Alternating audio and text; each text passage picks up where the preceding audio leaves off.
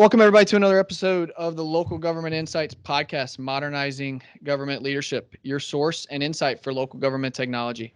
My name is Brendan Middleton, and today we're going to be speaking with Matt Hawkesworth, Finance Director for the City of Pasadena, California, about the different areas of impact COVID-19 has had on the city and how his team has shifted priorities to help balance ever-increasing budget deficits.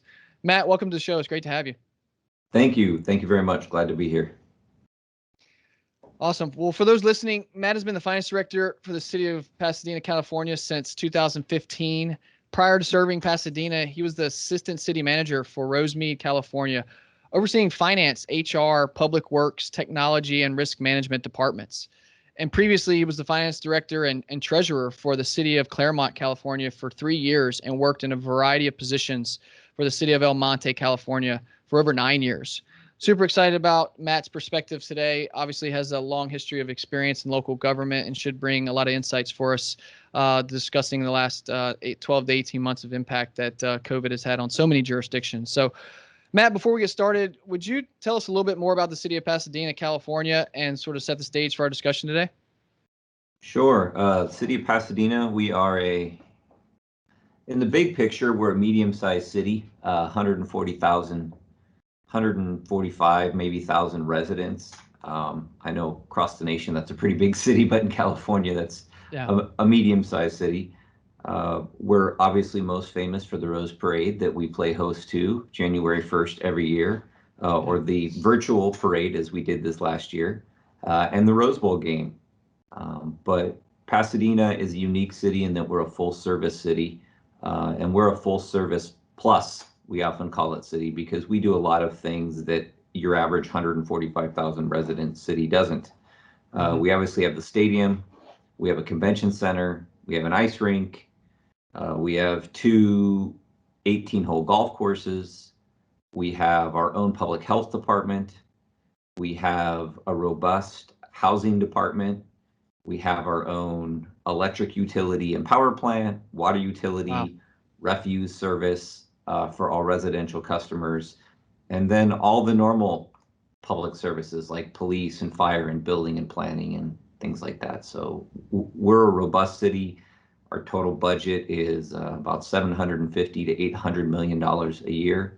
So it's a pretty large budget for a city of 145,000 people. Yeah. Excellent. So obviously full service, lots of different areas that could have been impacted by the unexpected COVID-19. And that's where I want to talk about today, Matt. Across the country, as you know, cities have experienced massive budget cuts and shortfalls all across the board. I'd like to hear from your perspective, what's some of the main areas that the city of Pasadena has dealt with and how are they affected? And I'd love to just get your perspective on a lot of the different areas that you were just talking about just a moment ago and how they've been affected by COVID-19. Yes, thank you. It's been a challenging 18 months for us as it has been for everyone across the world. It's interesting when going back and looking at my notes and emails from what we were doing in March a year ago and how things have changed. One of the things that we easily forget is when COVID first hit and everybody went in that initial 2-week quarantine, businesses closed down, we were just going to be peaceful for a couple weeks. The economic and investment market was turned upside down. There was a brief, crash in the market. And for us, what impacted us most specifically was short-term interest rates spiked through the roof. So we short-term weekly reset rates were in the 1 to 2%, and suddenly they were in the 14 to 15% range. And our convention center has variable rate demand bonds, which means the interest rate resets every week. So the interest rate on those bonds changed dramatically. So little things like that garnered a lot of our attention and focus in the first few weeks. Thankfully, the interest rates, the market reset, rebounded incredibly. But for 3 or 4 weeks, that was all consuming. Sure. Obviously, the immediate shutdown of our convention center, our stadium, at the time, our golf courses, our ice rink, all of those public amenities had a huge impact on the city and the community. The convention center and the stadium combined have an annual debt service of about $25 million. Wow. And with no revenue coming in, there was obviously serious concern about how are we going to make this debt service payment. And of course, initially we thought 3 months we'll have events, and then 6 months we'll have an event. And then, now we're a year later and we still haven't really had any major events at these facilities. The convention center's debt is largely paid by the transient occupancy tax from hotel stays. And most of our hotel travel is business related. We're not really a tourist destination other than the parade, once a year, or a major concert or event at the stadium. But the day-to-day, it's business travel or convention center travel. Thankfully, they had good reserves and could manage it. The stadium didn't have as robust reserves, and so we had to evaluate how we were going to keep them afloat. And then the city having its own public health department. We're one of only a handful of cities in California that does their own public health. And our public health department does tremendous work. They do the obvious things that people see all the time. They rate and inspect restaurants and food establishments. They run programs for infant health care and pregnancy things and AIDS programs and a whole variety of wonderful things that they do. And public health and pandemic is something that they look at, but we don't spend a tremendous amount of time or energy doing that on a day-to-day basis. And that suddenly became the focus, and they didn't have enough staff. So we had to pivot and dedicate a number of staff working in other departments and other assignments to the public health function. So in the finance department, we have 2 full-time staff members that have been in public health for almost a year supporting them. Doing things like contact tracing and scheduling vaccines and a whole variety of things. And then Pasadena has a very large restaurant industry in Pasadena. We are somewhat known for our dining, and so restaurant closures and sending all the office workers home meant there were no people in town during the week to dine at the restaurants. And then we have a big parking authority. We own a number, or parking department. We own a number of parking garages and on-street parking lots and things like that. And that revenue disappeared overnight, creating a lot of challenges for us. So that's just some of the big things that we've had to work through in the last year to 18 months. Yeah, lots of variables, obviously. I'd like to hear kind of your unique approach to dealing with some of these effects to the extent you can, some of the big rocks, some of the big decisions and the process by which you made those decisions. How did you combat all these effects of each of these areas kind of that you mentioned, and what were the outcomes of those? I know that's ongoing, but what were some of the outcomes, if you wouldn't mind sharing? Definitely. I'd say the outcomes were largely impacted by our financial position. The city was in a good financial position going into this, and that really helped us make decisions. Kudos to our elected officials in Pasadena. We have 8 elected officials, 7 council members, and a directly elected mayor. Kudos to them. They acted expeditiously on things, but also appropriately on things. We pivoted and started doing things like food security, but we didn't try to spin up our own food banks. We partnered with food banks and churches and nonprofit organizations in the city, and we provided them food or money and resources so that they could do their job better or increase their capacity. But we didn't try to step in to a role that we didn't really have a place in, because that's not our expertise. So we jumped into a lot of these things. The convention center, for example, they spun up their kitchen and they were providing hot meals, and so they were helping the school district to continue to provide the meal program for their students. because the district's food services had closed down. And then the city stepped in and continued to provide those student meals on the weekends when the district wouldn't normally provide meals. The stadiums also has a robust food capability, and they did the same thing. So between the convention center and the stadium, we leveraged those tools. Yeah. The stadium has large parking lots, so we operated testing sites. We operated a FEMA trailer village, so to speak, to allow essential workers to quarantine in a safe place if they couldn't go home. The convention center, the stadium, once things started reopening, they began hosting drive-ins, drive-in entertainment, drive-in movies. So we tried to do as much as we could to leverage some of these things and pivot to help them things. Having our own public health department, at least in Southern California, we got a lot of press because we're only one of two cities really in Southern California, Pasadena and Long Beach, that have their own public health departments. So while we couldn't be less restrictive than the state's guidelines, we could be more restrictive. And in some cases, it was appropriate for us to be more restrictive.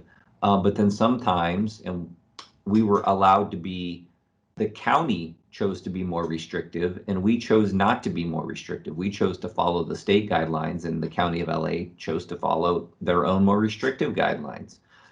So we got a lot of press for that. And most of it was pretty positive because at one point we allowed our restaurants to stay open when restaurants in LA County had to close.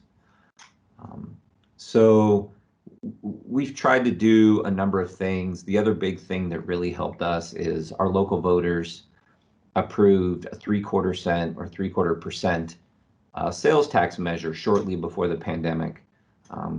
So we'd been collecting revenue for 6 or 7 months, and again, going back to the council and their prudent decisions, they were allocating at least 1/3 of that towards capital projects. Well, that was about $8.5 million that we suddenly had the flexibility to put a hold on projects and divert that money elsewhere where it was needed, or to offset revenues like the hotel revenue that was disappearing overnight. So that extra sales tax revenue was a huge help for us financially to weather this storm as well. Got it. Yeah, and talk about offsetting deficits. One of the hot topics and one of the topics that were addressed by many at the onset was the use of reserves when you're trying to forecast into future quarters with the unknown at hand. I'd be interested to hear your approach or your team's approach to using reserves throughout this whole process. Like, Matt, could you share any insights as to kind of how you determined what to use reserves on, and further, like, how to prioritize, because they only go so far, and you don't know how long this is going to last, and we're starting to climb out of it, and we've got some positive things happening in terms of the vaccine and things opening up across the country in various capacities, but there's still a bit of an unknown. Like, how did you go about using reserves, and what was your prioritization like? Reserves, as I mentioned earlier, were a key component for us, and thankfully we're pretty fiscally conservative. So all of our funds, various funds, I mentioned all the operations that we're involved in, do have reserve policies. Their general fund is which most cities talk about. Our general fund reserve policy is a total of 20%, which is a 5% operating reserve and a 15% emergency reserve. And the council made quick decision that they were willing to spend the 5% operating reserve on appropriate programs and outreaches, but they were going to really try to do whatever they could not to dip below that 5% or dig into the 15% reserve. Because the idea was that something else significant could happen, and we don't want to spend all reserve. We're in Southern California, an earthquake could happen, and then we'd be dealing with a pandemic and an earthquake. So they said from the beginning they were open to spending the 5% portion of the reserves, which for us, let's say it was $15 million. We had some money in fund balance above and beyond that reserve, so that gave us another couple $2 million of flexibility. And then, like I said, we had this $8.5 million that was originally dedicated towards capital improvement that we could divert back into operational support as well. So in the end, we probably had about 25 million to play with up front in terms of making discretionary decisions to do things or not do things. Right. The council was very careful about not getting into the business of something, as I mentioned earlier. So we didn't get into the business of food banks. We helped support banks, support food banks, and food security. So we directed some of that money and resources to those agencies. Yep. We, knowing that the stadium wasn't going to be able to operate, we quickly determined that we meaning the city's general fund, we're going to have to step in and cover the Rose Bowl's debt service payment for the fiscal year, which was about $11.5 million. Wow. And so we knew that we were going to have to take $11.5 million of those dollars and make a debt service payment. Pasadena's a AAA rated city. We're proud of that credit rating, and we weren't going to default on our bonds when we had money in the bank or make late payments, because that's not the right thing to do. So we used a bunch of the reserves for that. The convention center, as I mentioned, between the little bit of TOT that they were getting, that TOT meaning the hotel tax, and then their reserves, we knew that they should be solvent for at least 2 years. So we knew that they didn't have the urgency in financial help that the stadium did. So that helped us sort of balance those reserves. And then we got involved in some other things. We worked with the Pasadena Community Foundation, which is a nonprofit in Pasadena. They did some fundraising. We contributed money, and we offered small business grants to help businesses stay open. We provided an incredible amount of support for on-street and outdoor dining. Pasadena had I'd say a pretty small outdoor dining atmosphere in town, and most of it was already contained in the properties of an individual restaurant. So we've got a number of alleyways in town allowing the restaurants to create seating and dining in these alleyways, to expand onto some of the sidewalks. In some cases, we closed off the on-street parking spaces and allowed them to expand into the street. We had never done any of that kind of stuff before, and we spun all that up, and we did that to the extent we could at no cost to the restaurants. So we covered the cost of the K-rails or the barriers that went in the street. We waived all the fees for the permits related to on-street dining. We didn't charge them for inspections or all these things. So the city absorbed all those costs. And then, as I mentioned before, the public health component, FEMA, the federal organization, they were issuing new guidance and new rules on a weekly basis about what they would and wouldn't pay for as far as a FEMA reimbursable program. And so early on, we just had decided that we're going to do what we have to do in the best interest of our residents and businesses and community members. And so the council never let FEMA reimbursement being the determining factor of if we would actually do something or not. Again, we'd spend reserves if we had to spend reserves on it. And we didn't stress about whether or not FEMA was going to pay us back for it. And contact tracing is a good example. A number of months into this response, FEMA issued a notice that they believed contact tracing was no longer a reimbursable expense, but we needed to continue to do contact tracing for people that tested positive. So we just believed that unless we found a grant or something else, we'd have to absorb that cost of doing contact tracing.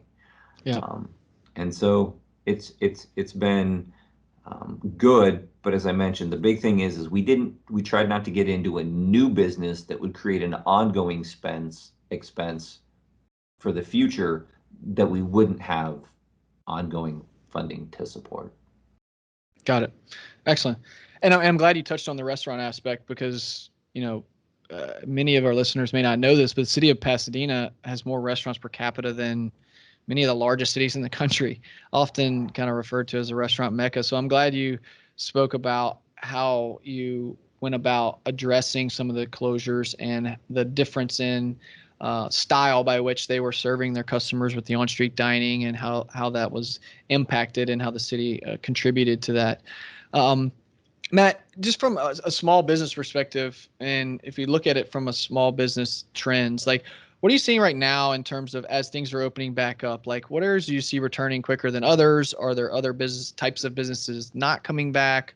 What are you doing from a city perspective, or seeing from the city's perspective as things start to open back up? What areas do you see returning faster than others?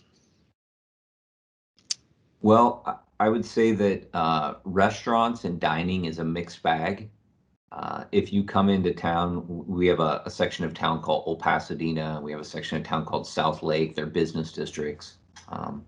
If you go through there in the evening, the parking lots are full, the parking garages are full.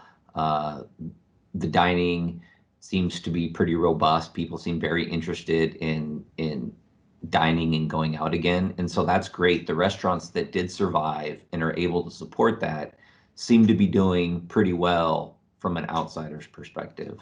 But we've got a lot of storefronts where the restaurants didn't make it, and those storefronts are closed. And I don't think that those storefronts are going to reopen quickly, because in order for those new restaurants to come back, they're probably going to need the economic reality that they'll have to be able to be at 100% capacity for indoor dining, and maybe even some new capacity for outdoor dining. The other thing that I think is still a constraint on our restaurants is the lunchtime crowd. Pasadena has a real downtown. We have high-rise office buildings. We have a very large professional office workforce with major corporations. And those corporations are still largely working remotely or working from home. Yeah. And those businesses were responsible for a lot of the lunchtime business of our restaurants.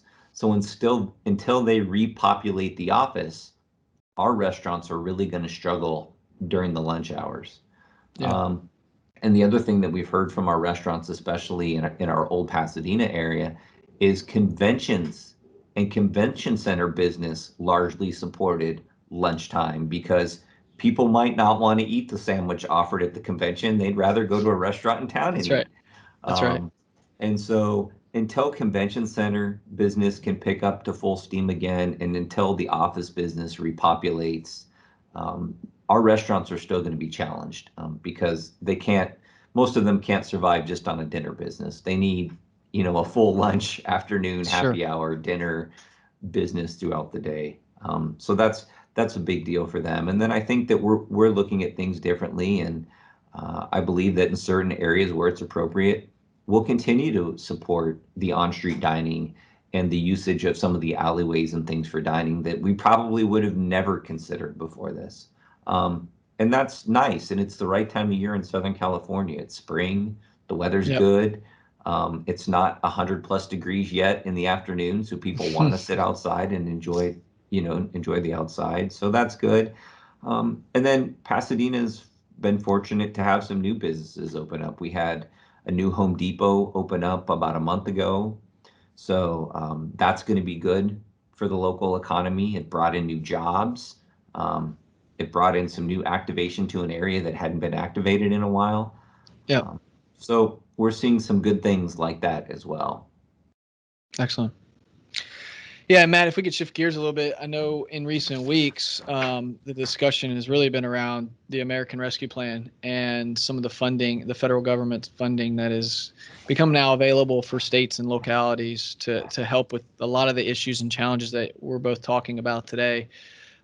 Could you shed a little light on that? I know you talked about discussing commitments you already had, that you had to make up for last year with a lot of the closures of the stadium and the convention. How do you foresee the American Rescue Plan supporting the city of Pasadena specifically? The American Rescue Plan is incredible. It's something that we in local government have never seen before. And so that's going to be a tremendous asset to everyone. The initial focus for the American Rescue Plan was largely on the money that local government was getting. Mm-hmm. So Pasadena, we believe, will get somewhere around 52 million in direct funding, and that is terrific. And so far, there's some big guiding principles of how we can use that money, but it's Right. not, doesn't appear to be overly restrictive. So that's tremendous. The city has, between lost revenue and fronted money for a number of the programs that I previously shared, that already totals more than $70 million for Pasadena. So $52 million has to be kept in perspective for the amount of money that we spent. Sure. But in looking at the American Rescue Plan, there are so many other things that will directly benefit Pasadena through the other things that are going, whether it's the rental assistance programs, the utility assistance payment programs. There's going to be more avenues for businesses to access small business loans and grants. And if they missed some of the other programs, some of those other programs are being refunded, so that things like the Paycheck Protection Program, there's new avenues to get that money. There's the shuttered venues, which Pasadena has a number of shuttered venues, including our Civic Auditorium and a number of small theaters and music venues.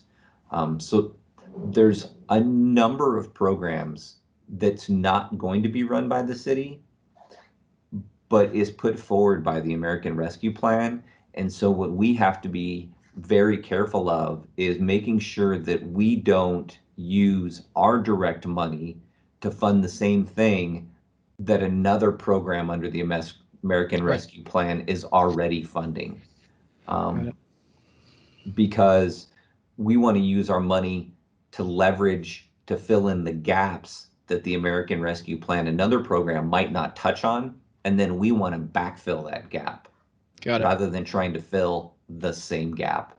And that's going to be challenging for us because whether it's a resident, whether it's a business owner, it's far easier for them to come to our council meeting and ask our council to give them money to support something than jumping through all the hoops that might be required to get that same amount of money through an American Rescue Plan program. But we're really trying to help businesses and residents look to those other programs first and make sure that we've exhausted those other resources before we use our money to do the same thing.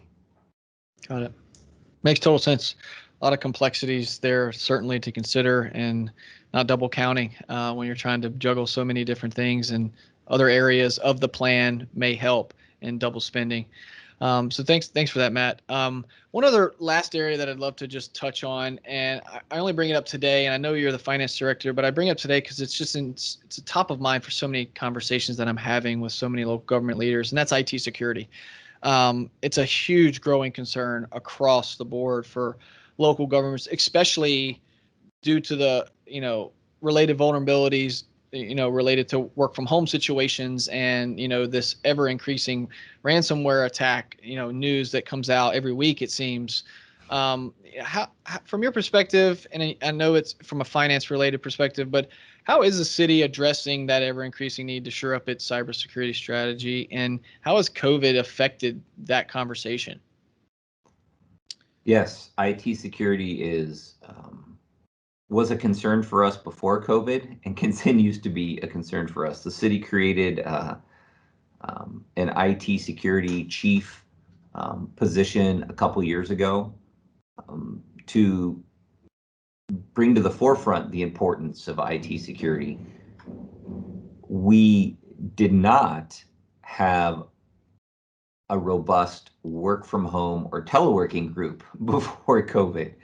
Yeah. So while a number of us could VPN securely into the city's network to conduct work maybe after hours or on the weekend, we didn't have 1,000 users trying to log in all at once Monday through Friday to do their work.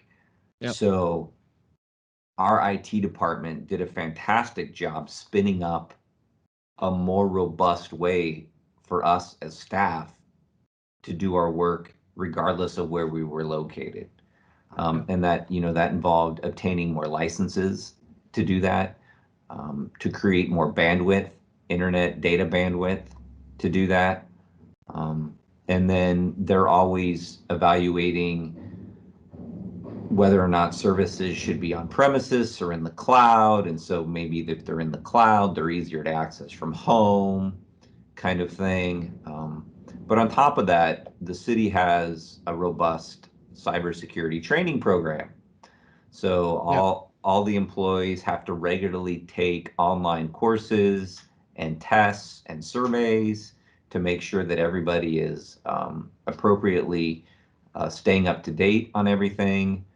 We send out tests to employees that they don't know are tests to see if they're being reported appropriately or not reported appropriately, or if somebody clicks on a link they shouldn't have clicked on, kind of thing, in an email.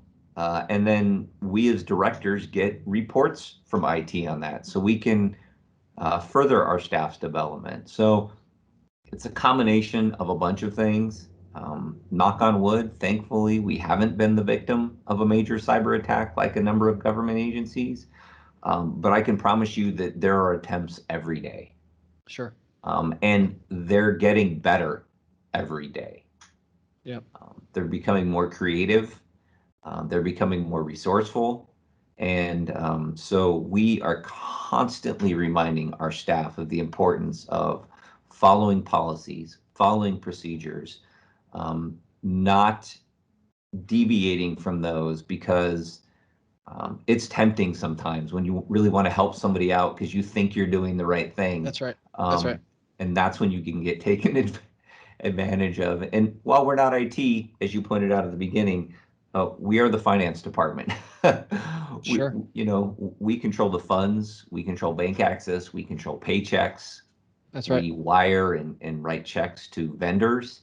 And so we get it from all different angles all the time.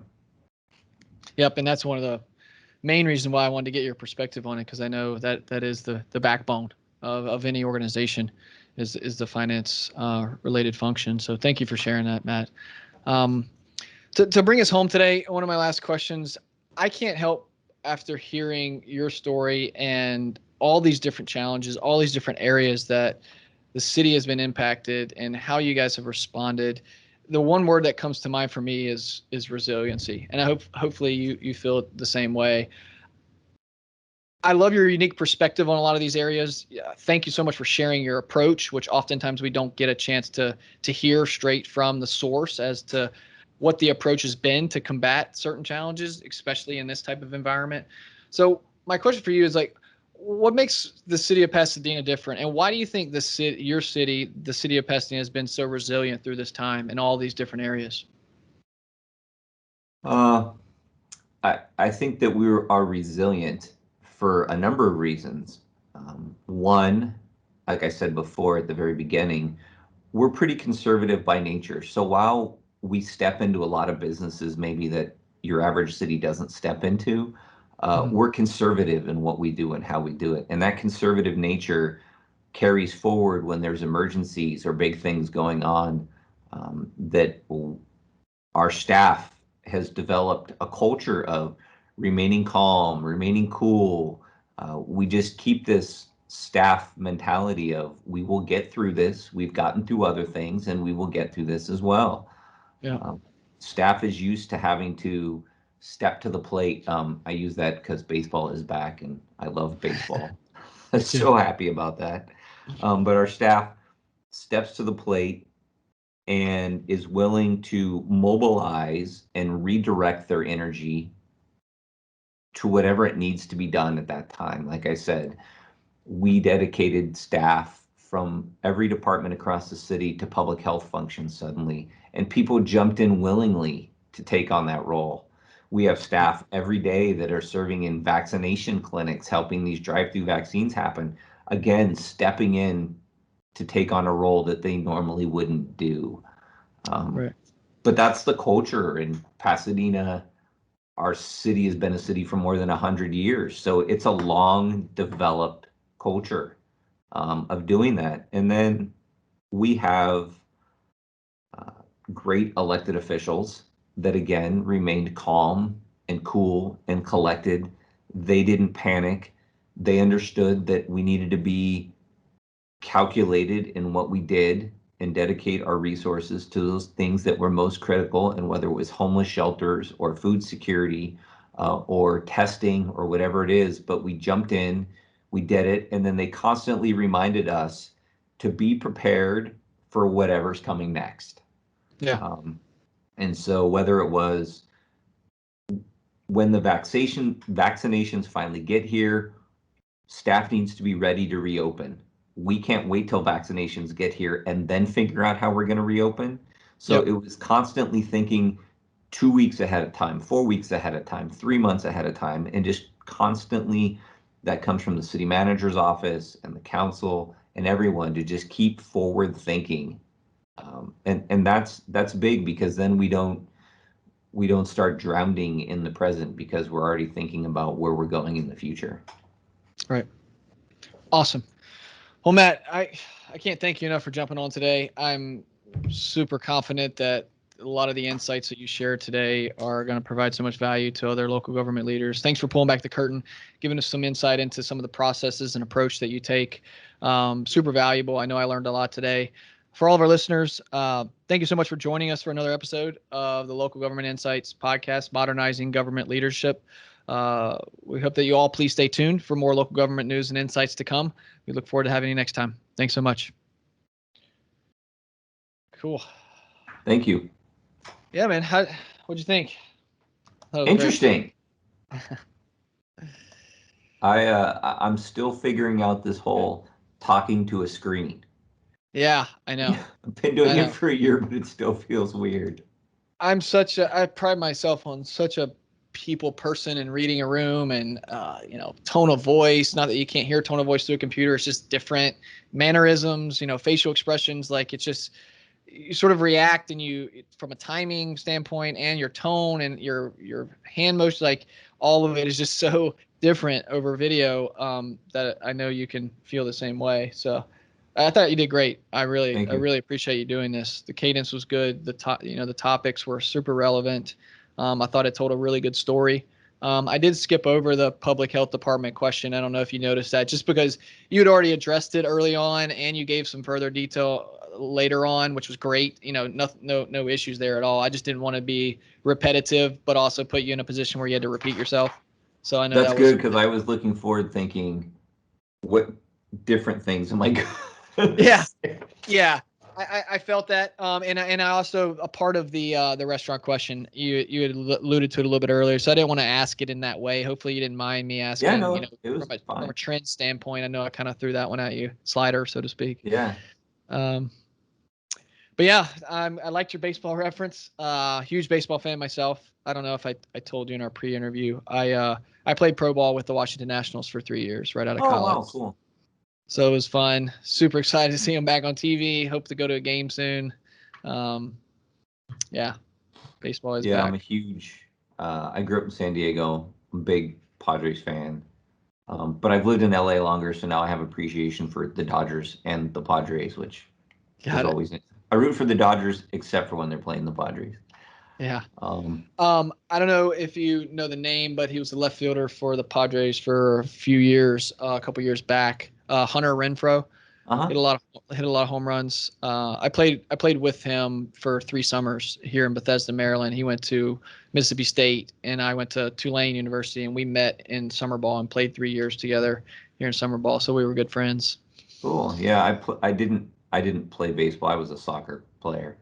Got it. But I went to a baseball mecca of a high school, Granite Hills in El Cajon. So Brian Giles. Yeah. Big Braves guy. I followed him growing up, for sure. Yeah, went to school with Tony Clark, who's, I think, president of the Players Association now or whatever. Wow. Yeah, so the Giles, it was the brothers. I went to school with Brian. His younger brother was a little bit behind us. That's right. He did have a brother. And then Shane Spencer. He played for the Yankees and the Padres, like all the same school. That's so cool. So it was a pretty impressive. Like junior high school baseball program. You had to be pretty good. Plus a number of other guys that got drafted that never made the majors but still played professional baseball.